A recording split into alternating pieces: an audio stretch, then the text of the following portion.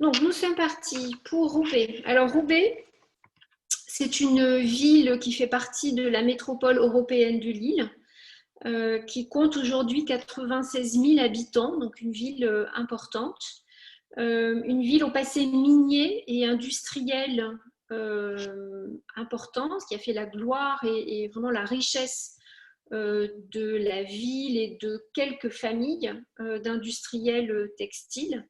Et aujourd'hui, c'est une ville qui se relève de toute cette période au XXe siècle, après la Seconde Guerre mondiale, de désindustrialisation, grâce notamment à une reconversion culturelle et à ce musée, alors qui s'appelle le Musée d'art et d'industrie André Diligent.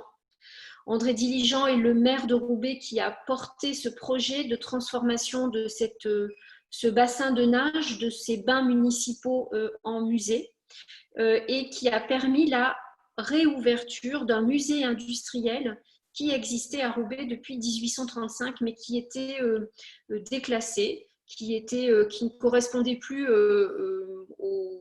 au goût de visite, qui n'était pas ouvert au public, mais qui était conservé à l'hôtel de ville de Roubaix. Donc, Roubaix est une ville d'art et d'histoire depuis 2001, qui est aussi l'ouverture donc, de ce musée d'art et d'industrie André Diligent, que tout le monde en fait appelle la piscine de Roubaix.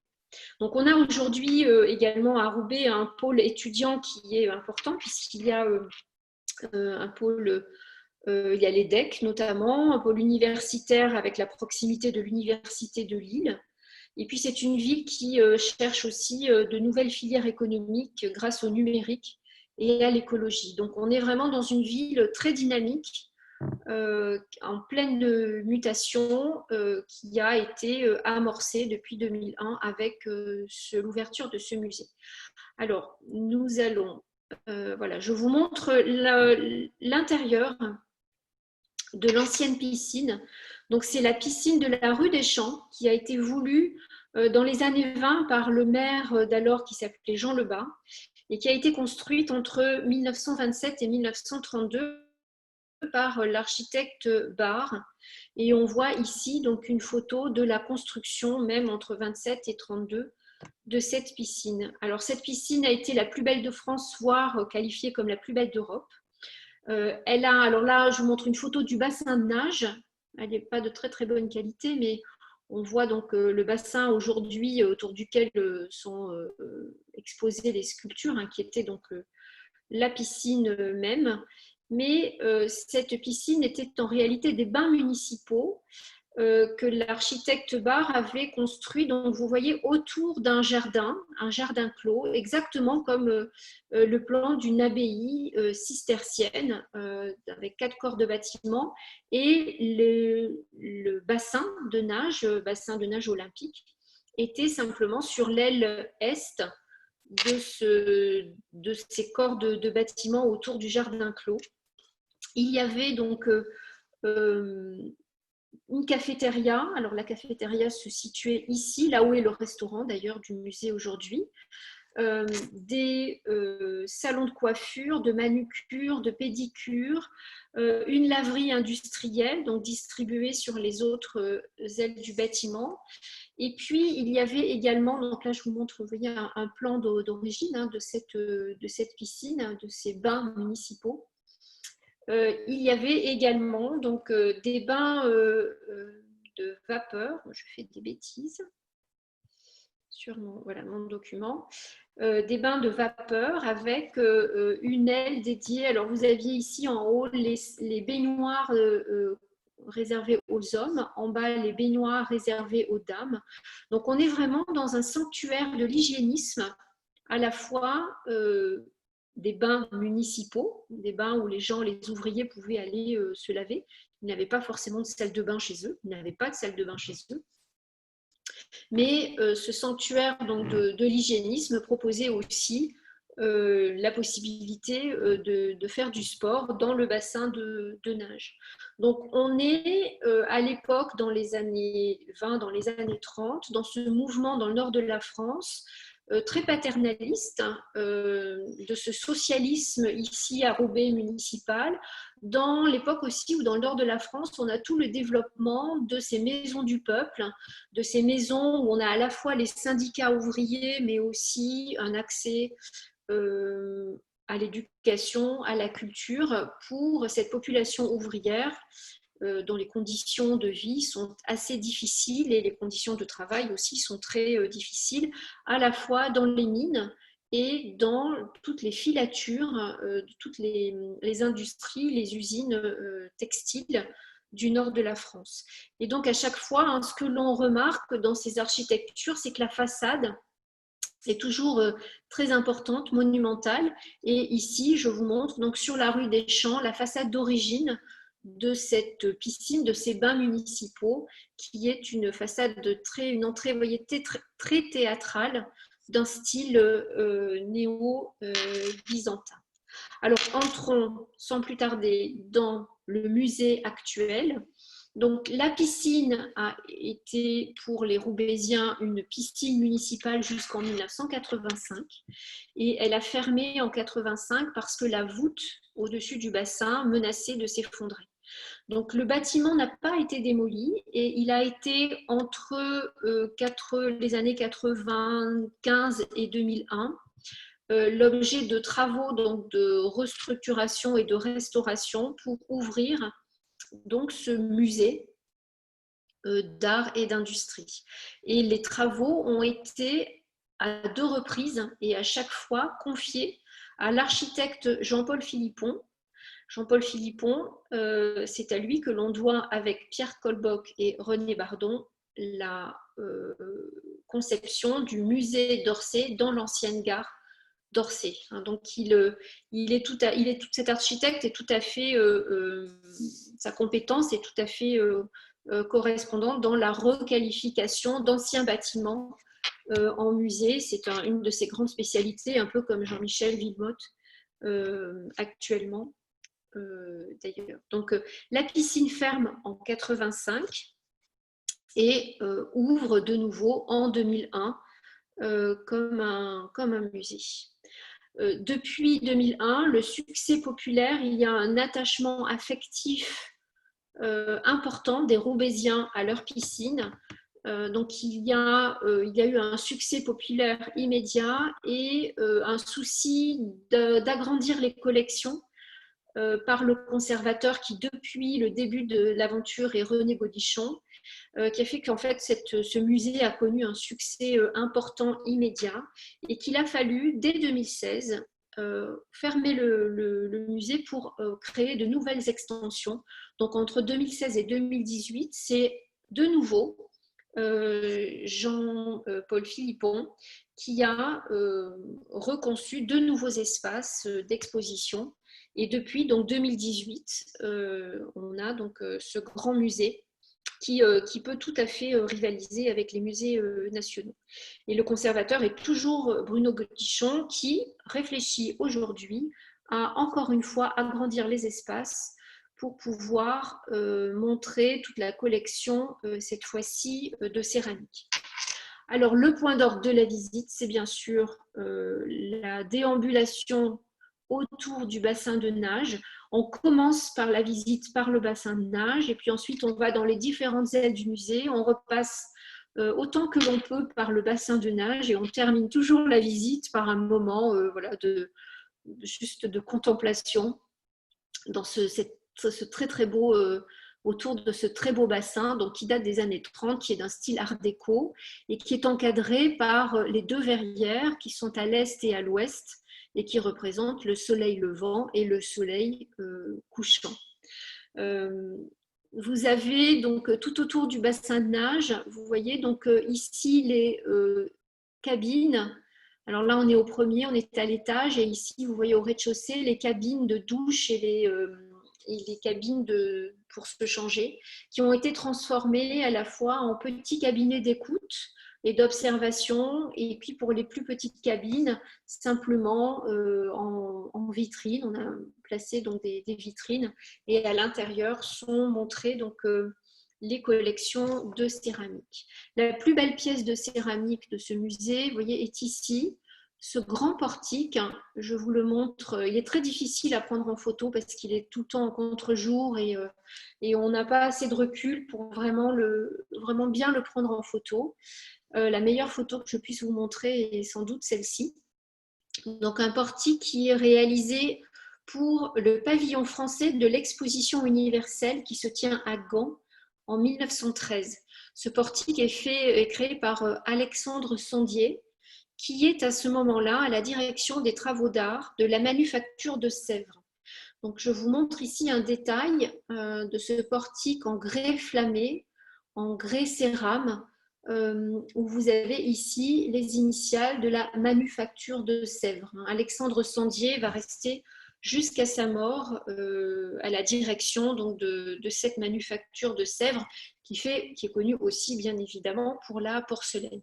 Mais là, il s'agit de grès cérame, c'est du grès émaillé que l'on va réaliser dans des carreaux. Vous avez ici par exemple une section qui est donc un carreau de grès cérame et vous imaginez ici les différents, vous voyez, on a ici les jonctions des différentes sections, des différents morceaux de ce carreau de grès cérame. Donc on a, vous imaginez un réseau métallique qui va composer comme ça les différents morceaux du grès cérame, donc dans lequel on insère le grès que l'on émaille avec donc, des oxydes métalliques et que l'on fait cuire et ça donne donc les différentes couleurs de ce carreau de grès. Ici, je vous montre un autre détail où on a, vous voyez ici, les différentes jonctions de ce grand portique qui est vraiment magnifique au côté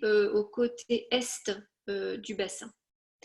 Dans les collections également donc de céramique qui sont vraiment très importantes, il y a un nombre, tout n'est pas exposé, un nombre important de pièces. Je vous montre deux des pièces les plus connues de cette collection de céramique qui viennent du même atelier à Valoris, l'atelier Madura.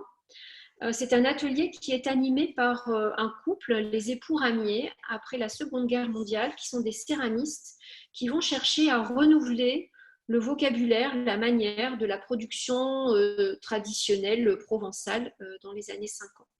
Donc il y a des artistes modernes, contemporains, qui sont accueillis dans cet atelier, notamment Picasso. Dès 1947, Picasso va venir à Valoris. Il s'installe d'ailleurs à Valoris entre 1948 et 1955. Et dans cet atelier, il va produire plus de 3500 céramiques. Alors qu'il ne fait pas de ses mains, il y a des tourneurs qui travaillent avec Picasso. Ici, pour ce vase gros oiseau visage noir, que Picasso réalise en 1961, c'est le tourneur Jules Agard qui va réaliser ce qu'imagine Picasso à partir, vous voyez, il prend un pied, un ventre, une panse, un col, des anses, de différents vases, différentes pièces de l'atelier qu'il va assembler entre eux pour réaliser un vase imaginé donc, par Picasso qui lui rappelle en fait les collections d'art de vases grecs qui sont au Louvre. Vous savez, ces vases à figure noire ou à figure rouge, on en a déjà vu dans les précédentes visites, donc complètement imaginés, assemblés par Picasso. Et Picasso va ensuite, donc avec un engobe noir, réaliser les motifs. Vous voyez ici cette évocation du bec de cet oiseau avec les yeux. Et puis ensuite, sur l'engobe noir, Picasso vient creuser, comme ces vases à figure noire grecque où l'on vient graver, on vient creuser les détails des figures noires dans la terre. Et à partir des anses, Picasso va réaliser donc évoquer les ailes de l'oiseau repliées. Et puis, dans la panse, il va réaliser avec ce losange noir un visage humain. Vous voyez, les oreilles ici viennent naître à la base des ailes de l'oiseau. Donc, une pièce que Picasso réalise en 25 exemplaires et qui sont donc issus de cet atelier Madura à Valoris. Marc Chagall, dans le même atelier, en 52, donc un petit peu plus tôt, lui, à partir d'un vase de la collection du catalogue de l'atelier, réalise cette crucifixion qui date de 52, donc du retour de Marc Chagall après son exil aux États-Unis pendant la Seconde Guerre mondiale. Alors, autre pièce, l'œuvre la plus célèbre du musée, il s'agit de la Petite Châtelaine, réalisée par Camille Claudel. Alors ici, nous avons deux pièces aujourd'hui à la piscine, c'est-à-dire le buste en marbre, et depuis 2018, le plâtre, ce qu'on appelle la petite sœur de la Petite Châtelaine. Alors, je vous raconte l'histoire. Camille Claudel, entre 1889 et 1893, séjourne à plusieurs reprises près d'Azay-le-Rideau, au château de Lillette, et elle va réaliser, donc à partir de 1892, le portrait avec plusieurs états. On a des états en bronze, en marbre, en plâtre. Il y a beaucoup de versions donc, de ce portrait de la fille de la propriétaire donc de ce château qui s'appelle Marguerite Boyer. Camille Claudel, dans sa correspondance, la nomme la petite de Lillette. Il y a probablement un attachement affectif parce que Camille Claudel a vécu dans ses séjours près d'Azay-le-Rideau les suites d'une convalescence en fait d'une fausse couche. Donc elle se prend d'affection pour cette petite fille dont elle va réaliser plusieurs portraits. Alors elle en présente un exemplaire en 1895 au salon d'un portrait qu'elle appelle Jeanne, enfant en marbre, qui est aujourd'hui au musée Rodin. Et ce marbre est remarqué par un industriel picard qui s'appelle André Fontaine et qui va chercher à avoir un exemplaire de ce portrait de petite fille. Il demande à Antoine Bourdelle d'intervenir auprès de Camille Claudel pour la réalisation d'un exemplaire. Donc c'est cette version que l'on a ici au musée de la piscine, qui est particulière par le traitement que Camille Claudel donne à la chevelure. Vous voyez qu'entre le plâtre, dont je vous parlerai après, et le marbre, on a une modification au niveau de la chevelure. Ici, on a simplement une natte qui est collée au dos, alors que ici, Camille Claudel va vraiment chercher à... Regardez, hein, on voit les évidements ici, en taille directe, elle taille le marbre directement, donc à chaque coup donné dans la chevelure, elle peut casser complètement le marbre et anéantir son travail. Donc elle prend vraiment des risques pour mettre à jour, hein, on dit que c'est une chevelure à jour, et aller chercher des creux qui vont être des parties sombres mises en contraste avec la lumière qui traverse à d'autres endroits la chevelure de cette petite fille. Donc on voit ici à quel point, sur cet exemplaire précisément, Camille Claudel cherche à se démarquer du travail de Rodin. Parce que Rodin, lui, modèle ces portraits et le travail de la taille de marbre, la taille directe, il laisse ça aux praticiens. Donc, il ne réalise pas la taille directe Rodin. Donc là, Camille Claudel vraiment se démarque en allant chercher justement la virtuosité de cet art de la taille directe dans le marbre. Elle se démarque aussi parce qu'elle va chercher à parfaire une technique de patine pour le visage ici dans le marbre de cette petite fille, en allant retrouver une technique qu'avait inventée le Bernin à partir de cendres et d'os de mouton.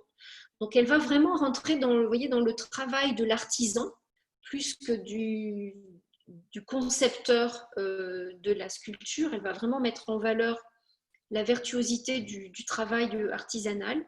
Et puis, elle fait aussi, en réalisant ces différentes versions, vous voyez, d'un buste coupé au niveau haut de la poitrine, juste en ayant les épaules et le visage, elle revient à une manière de son premier maître, Alfred Boucher, qui lui avait fait découvrir les bustes reliquaires de la Renaissance italienne.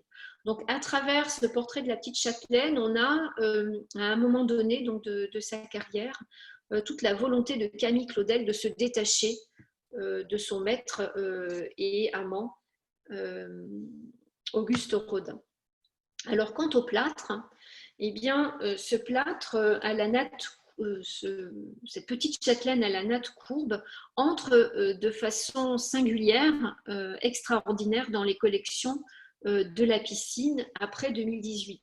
Il se trouve que ce plâtre était dans la famille Claudel et qu'il est mis en vente publique en 2018 à Paris. Donc, à la demande du conservateur Bruno Godichon, les Amis de la piscine, en fait, qui est l'association qui est en charge de l'achat et de l'agrandissement des collections du musée, se rend à la vente publique avec bien évidemment l'idée d'acquérir ce plâtre, mais les Amis donc, de la piscine, cette association ne peut pas enchérir au niveau du collectionneur qui va l'acheter, donc pour 500 000 euros. Donc, il se trouve que ce collectionneur qui a acquis le plâtre était tombé vraiment amoureux du buste de la petite Châtelaine quelques années avant, en se rendant justement à Roubaix à la piscine en 2004 devant cette version en plâtre. Et c'est la raison pour laquelle il a investi autant, il a surenchéri autant pour l'acquérir. Et il se trouve que le lendemain de son achat, eh bien, ce collectionneur a téléphoné, a appelé le conservateur Bruno Godichon en lui demandant donc de déposer au musée et d'exposer donc le plâtre à côté du buste pour pouvoir faire partager au public, avec le public, partager avec le public sa passion pour ce buste. Donc, ce qui fait qu'en fait, le musée a en dépôt, sans avoir dû acheter le plâtre, à les deux versions, deux des multiples versions, parce qu'il y a des versions en bronze, et Rodin a fait acheter aussi à certains collectionneurs 3 différents marbres de cette petite Châtelaine. Voilà, qui est vraiment considérée comme la Joconde du musée aujourd'hui à Roubaix. Alors, un autre clou de la visite de ce musée est l'atelier, le fond d'atelier du sculpteur Henri Bouchard qui est déposé à Roubaix. Cet atelier se trouvait à Paris, dans le 16e arrondissement, 25 rue de Livette. C'était le musée atelier d'Henri Bouchard qui a donc été fermé par la famille d'Henri Bouchard et transféré à Roubaix. Donc Henri Bouchard est un sculpteur académique du XXe siècle. Il est bourguignon. Il arrive à Paris en 1895. Il va faire une partie de sa formation à l'Académie Julian et puis ensuite être admis à l'École des Beaux-Arts de Paris, d'où il sort Grand Prix de Rome en 1904. Donc Henri Bouchard va partir en Italie pour quelques années, faire son séjour à Rome et en Italie. Et il aura ensuite, c'est vraiment la carrière typique d'un artiste, sculpteur ici, donc académique, qui va avoir, on le voit ici dans cet atelier, une œuvre prolifique, très fournie, faite de commandes publiques, de commandes, beaucoup de décors de façade. Il réalise beaucoup de sculptures liées à l'architecture à Paris et dans le nord de la France. Vous voyez ici dans cet atelier donc, qui comporte plus d'1 millier de pièces qui sont traitées dans divers stades de création. Vous avez ici des terres, donc du moulage, de la terre cuite, ensuite du plâtre, vous avez également des bronzes. Donc on a toutes les étapes de création, de travail donc, pour un sculpteur. Ici, vous voyez un plâtre qui représente donc un ouvrier agricole, un faucheur, dont la version en bronze est exposée sur les bords donc, du bassin. Vous voyez à travers derrière lui, vous voyez les très belles mosaïques du bassin de nage donc de la piscine. Donc qui est une... alors attendez, j'ai perdu... Voilà. Le Faucheur, donc, qui date de 1906, est une œuvre de jeunesse d'Henri Bouchard. Il est encore en Italie. Il observe les paysans, les cultivateurs dans les champs autour de Rome.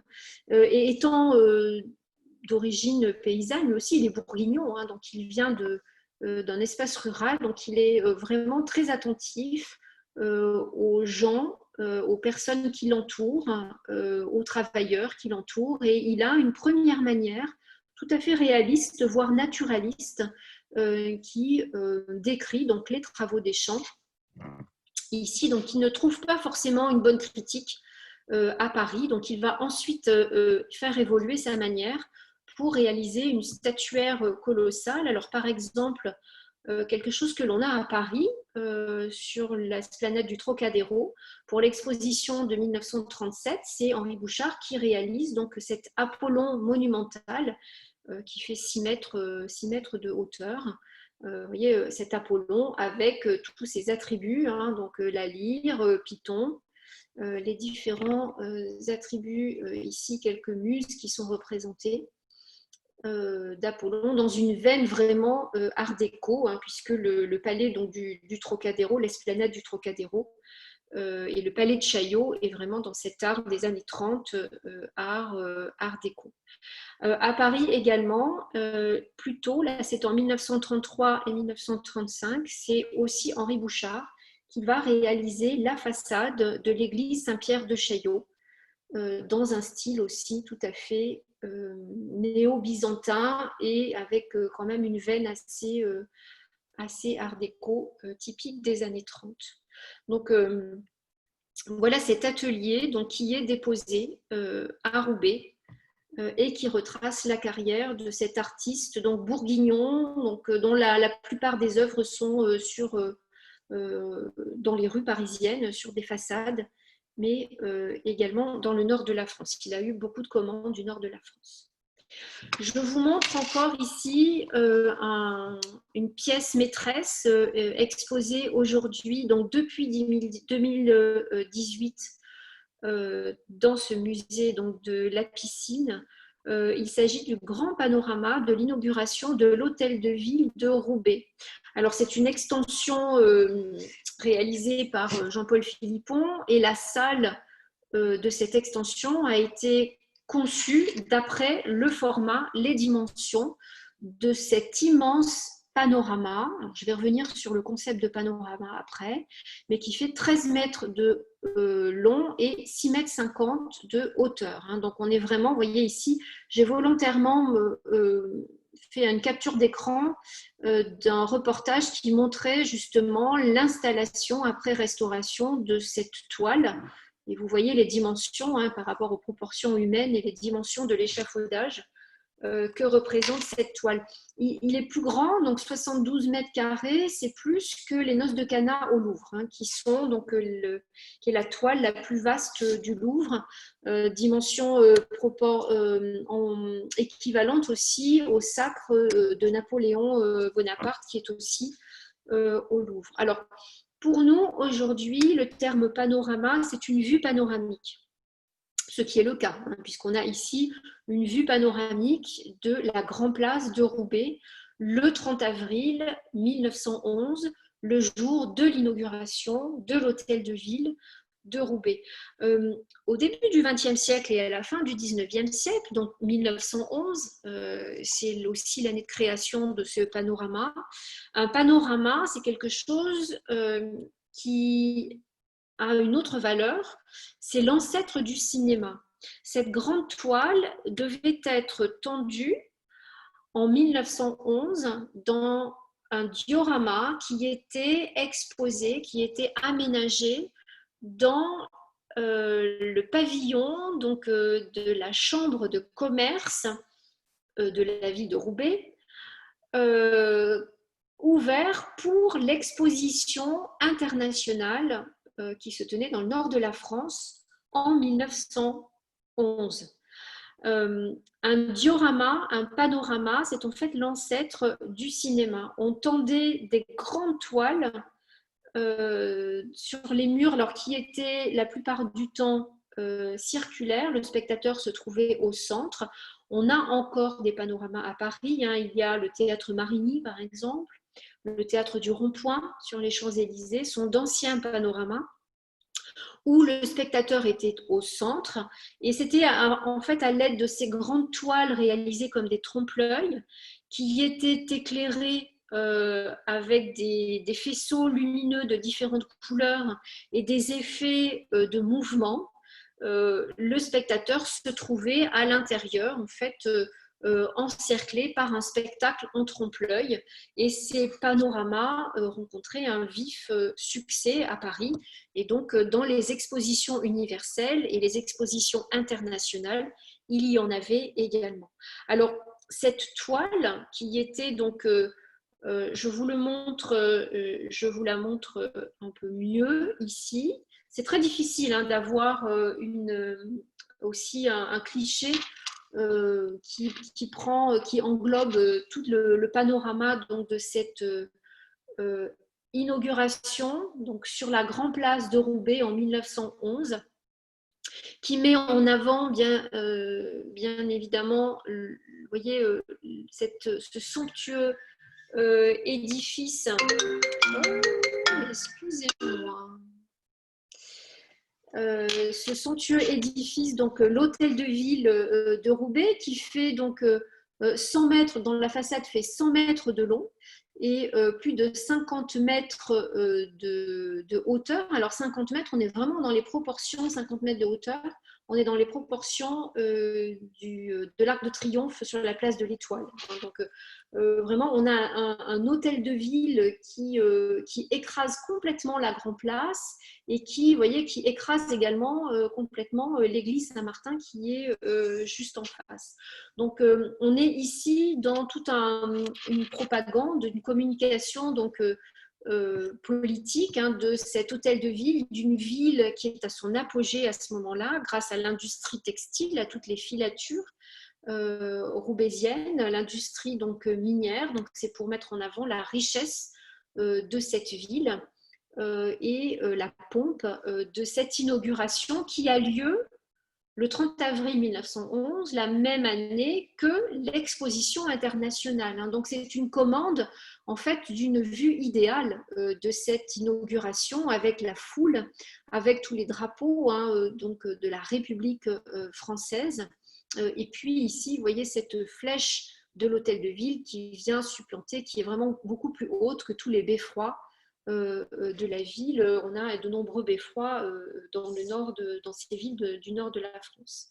Alors c'est un décor éphémère qui avait été commandé à un atelier parisien, l'atelier Jambon et Bailly, qui était spécialisé dans les décors éphémères, tout ce qui était décor de théâtre pour l'opéra, tous ces décors éphémères des expositions universelles, ce qui veut dire que cette toile n'avait pas été conçue pour être conservée.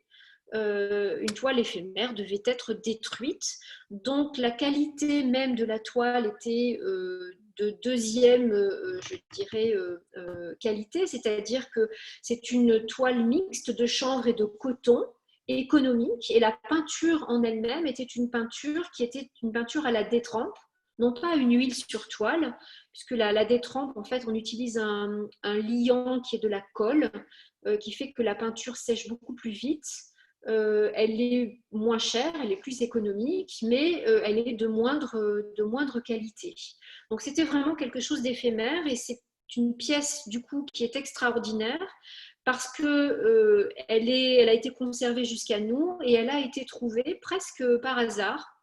Figurez-vous que cette grande toile, alors qui est constituée de 7 pièces, hein, de 7 laies différentes qui sont cousues les unes aux autres, ont été retrouvées dans les années 90, ici même, dans la toiture de l'hôtel de ville de Roubaix, et elle a servi à colmater les fuites d'eau de la toiture. Donc elle a été roulée, pliée, malmenée, tout simplement pour colmater la toiture. Donc elle a été retrouvée, évidemment conservé, restauré et replacé pour être exposé. Donc il est vraiment extraordinaire de la voir et de pouvoir l'observer. Donc aujourd'hui à la piscine. Alors, nous allons nous intéresser maintenant à une petite partie des collections donc, de sculptures de la piscine, avec une salle notamment dédiée à la statuaire animalière, et je n'ai pas résisté à l'idée de vous montrer. Alors, c'est la tête de l'ours de François Pompon. Celui que je vous montre ici, c'est l'ours que l'on a au musée d'Orsay. Vous voyez le nombre de liens qu'on peut tisser entre le musée d'Orsay et la piscine de Roubaix. Cette œuvre, l'architecte qui a réalisé donc, les extensions de la piscine, et j'ai oublié de vous dire également que l'hôtel de ville de Roubaix, dont on a vu, que l'on a vu sur la toile précédemment, a été construit par le même architecte que l'architecte de la gare d'Orsay, c'est-à-dire Victor Laloux. Donc on a beaucoup de liens entre Orsay et la piscine. Alors, la tête ici donc de l'ours de François Pompon, qu'on appelle tous l'ours Pompon. François Pompon est formé comme un artisan, puisqu'il est d'une famille, son père est artisan menuisier en Bourgogne, donc il a une formation d'artisan, de praticien sculpteur, et c'est en fait sa carrière, il va la mener comme un praticien, comme un artisan, et travailler pour différents sculpteurs. C'est-à-dire qu'il va sculpter pour Rodin, sculpter pour Camille Claudel, et très tardivement, donc ça donnait à une production personnelle qui est, vous voyez, bien différente de la manière de Rodin. Alors, il est formé par Pierre-Louis Rouillard, qui est un artiste animalier, donc ce qui va automatiquement sensibiliser François Pompon dans la statuaire animalière. Mais François Pompon se démarque de la manière des sculpteurs animaliers de cette époque-là, qui avaient bien pour souci de détailler tous les détails du pelage, des plumes, des aspects superficiels et des détails des animaux qu'il pouvait sculpter. Lui, François Pompon, c'est à travers la basse-cour. Je vous montre ici un canard qui est aussi à Roubaix, donc fait par François Pompon, puisqu'il va tardivement se rendre en Bourgogne, et puis il voit une oie dans une basse-cour qui est en contre-jour.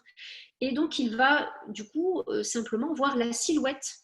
Ce que François Pompon, ici, vous voyez, si je suis cette ligne, c'est ce que François Pompon, lui, appelle la ligne sans bout, c'est-à-dire la ligne, ce que Hergé appelle la ligne claire. Vous voyez, simplement la silhouette de l'animal. Et du coup, il va, dans sa sculpture, réduire à la simple silhouette géométrique de cet animal et rendre vraiment sur un modelage très doux et simple, géométriquement très simplifié, la silhouette des animaux qu'il réalisait, ce qui va être en fait sa manière, qui va être remarquée très tardivement, puisqu'il obtient une reconnaissance personnelle à partir de 1922 avec donc cette tête, enfin l'ours Pompon, et notamment cette tête qui va devenir un peu sa mascotte, puisqu'il va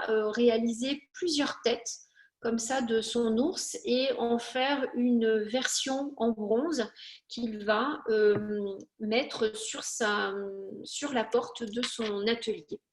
Donc voilà pour ici cette tête qui est un plâtre qui est conservé donc au musée de Roubaix. Alors dans les œuvres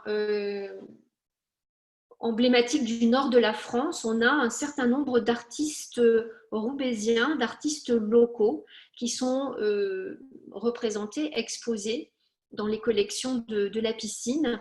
Et un des plus remarqués, un des plus connus est cette scène pittoresque peinte par Rémi Coge, qui est un peintre roubaisien et qui représente donc un combat de coqs en Flandre. Vous savez que ces galodromes, ces combats de coqs font partie donc des loisirs et de la vie quotidienne dans le nord de la France. Alors ici, Rémi Coge nous met en tant que regardeur directement au centre du galodrome. On est même au même niveau donc, que ces coqs.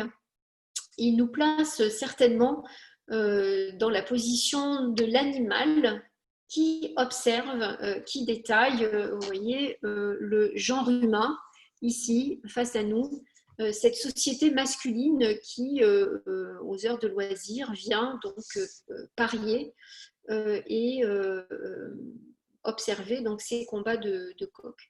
Donc on a ici tout un détail très naturaliste, très vériste, des différentes couches sociales. Et vous voyez que ici la hiérarchie sociale est effacée, puisque vous avez à la fois des ouvriers et puis ces personnages en haut de forme qui sont des notables, des industriels riches qui se mêlent aux ouvriers pour aller observer ces combats de coqs. Alors Rémi Coge, né en Belgique, dans sa plus tendre enfance, ses parents déménagent à Roubaix et il est vraiment l'artiste, le peintre roubaisien de sa génération.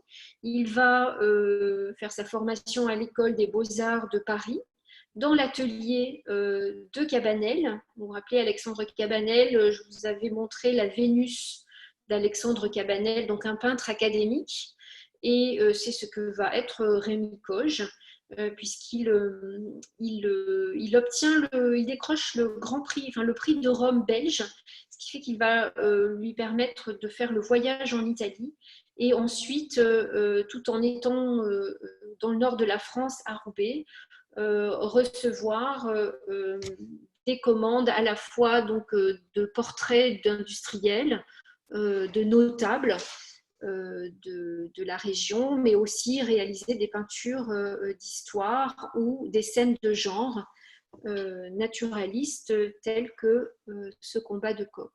De Rémi Coge, alors il y a beaucoup de scènes aussi de genre, il y a la fouille en douane, et puis il y a aussi une scène de domestique qui regarde par le trou de la serrure, il y a toute une salle qui est dédiée à Rémi Coge. Et le second tableau que je voulais vous montrer ici est un tableau qui est venu au musée d'Orsay l'année dernière, dans l'exposition donc, sur le modèle noir, dont je vous ai déjà parlé en vous montrant Olympia. Vous vous rappelez le portrait de Laure, la servante noire, qui était à côté donc d'Olympia.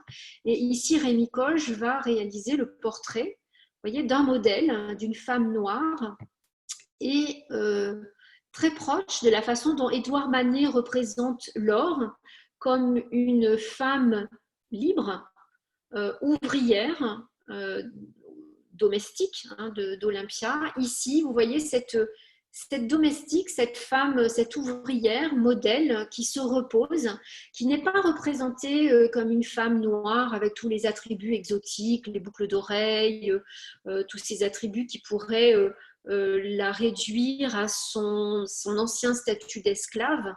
Non, elle est représentée comme une domestique, comme une femme blanche domestique aurait pu être représentée.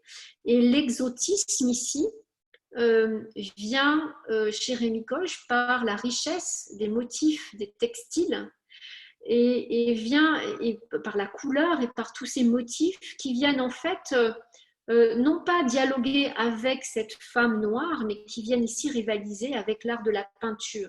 Ici, on a vraiment le sentiment que Rémi Coge va donner toutes ces lettres de noblesse à cet art textile, cette industrie textile, qui, bien mieux que les peintres orientalistes de cette époque-là, nous parle, nous plonge dans un décor oriental, tous ces textiles aux motifs chatoyants, aux couleurs chatoyantes qui viennent des filatures du nord de la France. Donc on a tout ce dialogue entre l'exotisme apportées par cette femme de couleur noire, les richesses des soieries et des textiles faits à Roubaix à ce moment-là, qui viennent rivaliser avec cette école orientaliste de peinture à ce moment-là en France. Donc on a un mouvement, on a une salle et un mouvement aussi, le mouvement orientaliste est bien représenté dans ce musée de Roubaix. Une autre toile qui fait partie des grands chefs-d'œuvre d'un peintre local, Jean-Joseph Verts, nous montre une scène bien connue, donc le Marat assassiné, qui bien évidemment dialogue avec une autre peinture d'histoire qui est La mort de Marat. Bon, je ne résiste pas, je vous la montre tout de suite. La mort de Marat, réalisée par Jacques-Louis David en 1793. Et ici aussi, entre Jean-Joseph Verts et David, on a un dialogue qui s'exprime à travers cette représentation tout à fait imaginée par le peintre, hein, parce que vous avez ici, donc, on est à 8 heures du soir, Charlotte Corday s'est introduite dans la maison de Marat qui prenait son bain, et elle vient juste, vous voyez, le corps de Marat ici est encore, il a encore la force de tenir son bras au-dessus de son corps, donc il n'est pas totalement, enfin, il n'est pas complètement mort. Elle vient juste de le poignarder. Nous sommes le 13 juillet 1793 et le peintre imagine, vous voyez, cette foule révolutionnaire qui vient envahir la salle de bain de Marat avec tout un vocabulaire qui ici s'oppose complètement au silence et au calme de la mort de Marat, réalisé par David, qui est David lui-même le créateur, l'initiateur de toute cette gestuelle, de tout ce dynamisme, de toute cette théâtralité de la peinture d'histoire dont il est vraiment le leader au moment de la Révolution française. Il faut savoir que Jean-Joseph Verts et lui aussi élève de Cabanel, il va devenir un peintre d'histoire. Il fait sa première formation à l'école des beaux-arts de Roubaix, puis ensuite vient à l'école des beaux-arts de Paris, et il devient un peintre d'histoire. Donc il va se nourrir bien évidemment de tout l'enseignement de David, que David avait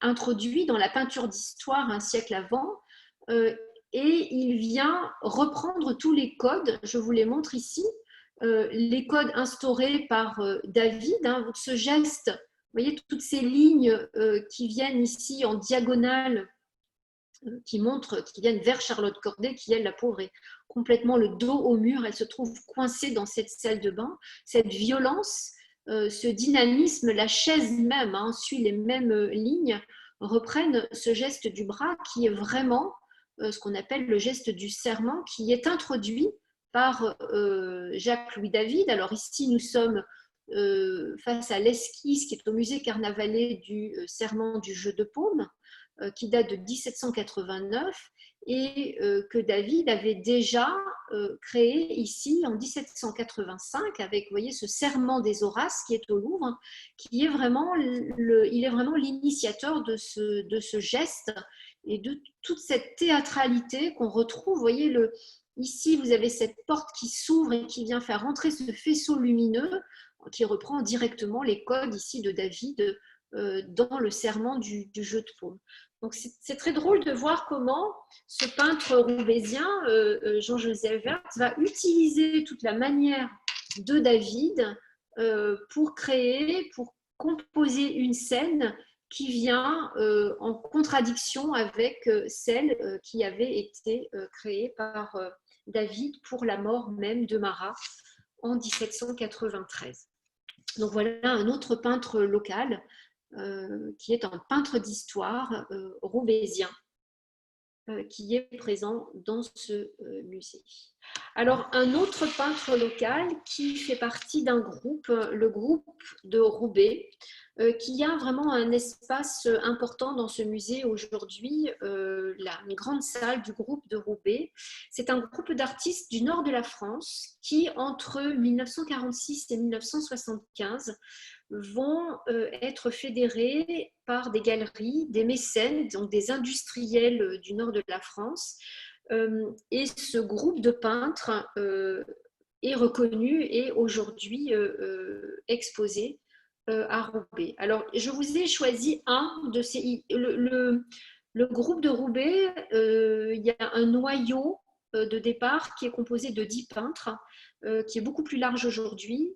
J'ai choisi de vous montrer une peinture donc, d'Eugène Leroy qui s'appelle La création, les filles de Leucippe, et qui est une œuvre particulière. La manière d'Eugène Leroy est très particulière donc, au sein de ce groupe de Roubaix. Alors, le titre du tableau fait référence à une scène tirée de la mythologie grecque, parce que vous voyez que si on cherche le sujet sur la toile d'Eugène Leroy, on a quand même un peu de mal à reconnaître ce qu'il se passe, à savoir ce qu'il se passe.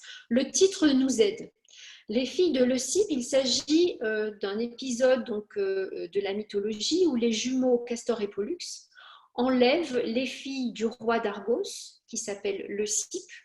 Ces deux filles, qui s'appellent Hilaire et Phébé, sont enlevées donc, par Castor et Pollux le jour de leur mariage. Donc on est ici face à une scène d'enlèvement.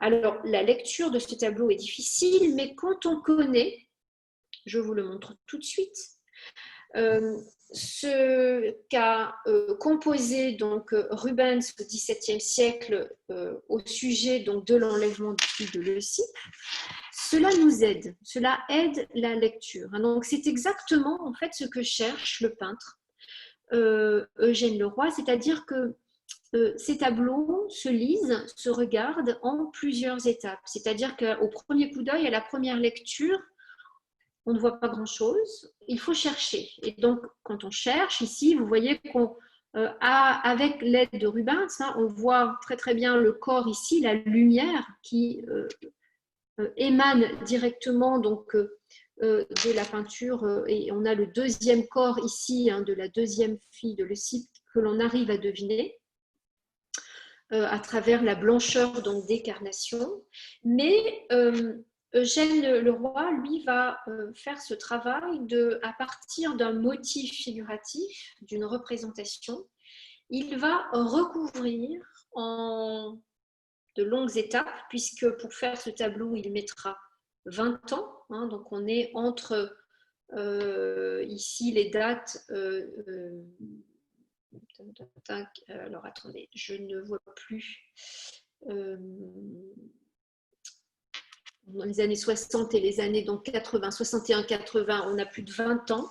Donc, il s'avère que l'huile n'est pas encore complètement sèche. Donc, on a des strates qui viennent se superposer et complètement recouvrir la toile. Ce qui donne, c'est avec cette manière-là que Eugène Leroy va redonner une troisième dimension à la peinture. Vous voyez, on a vraiment quelque chose qui est de l'ordre de l'archéologie. Et pour le regardeur aussi, quand l'on observe une toile d'Eugène Leroy, il y a quelque chose de la démarche archéologique, c'est-à-dire qu'on sait que le motif, la représentation se situe en dessous des croûtes, des couches de peinture qui, vous voyez, réalisent cette épaisseur de croûte sur l'œuvre. C'est-à-dire que notre œil va aller chercher et se demander finalement à quel moment des étapes de création de cette peinture, à quel moment le peintre a-t-il recouvert le motif, le sujet, et a-t-il rendu la vision impossible, la vision difficile du sujet. Donc c'est aujourd'hui, le travail d'Eugène Leroy est une des manières, une des branches de la peinture abstraite par un système comme ça